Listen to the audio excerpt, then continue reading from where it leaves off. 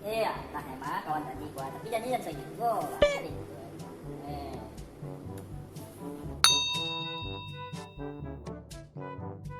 Deh, telepon wajahnya.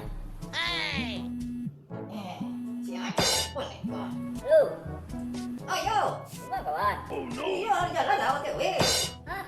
Tunggu sebentar. Jangan jalan, kali jalan. Lagi ada nyonya lah. Tadi OTW ke OTW baru lah. Suana ya kawan.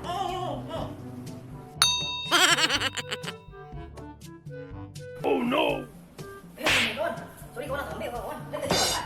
Kawan lah tadi. Dia makan sampai jam. Macam ya. Kawan baik kawan. Awak saya baru ni. Mau barunya? Tahu mereka tadi jangan lalu rumah. Pak, tu.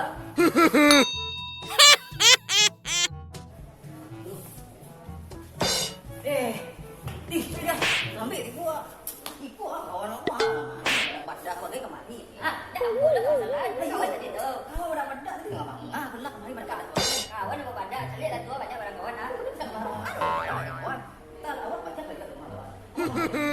Ambil su.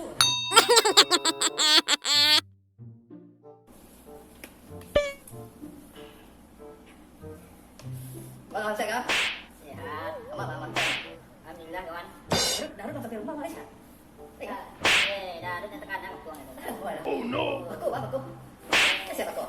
Baik. Abang pun cik tu ya. Tak makan makan ni pula. Betul kawan. Kita punya pitik kawan. Itu kawan. Jadi kawan pak. Tapi saya takut kawan. Tapi tangan Kita kawan ada kedua lagi.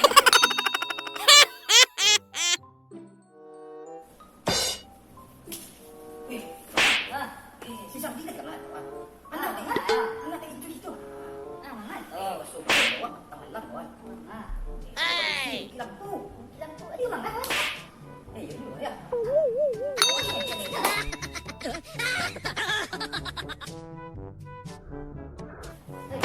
Apa kawan? Betul. Aku ada bisnis. Dia baik. Kerja ni saya kena. Soalnya lihat tak. Ikut jadang buka so.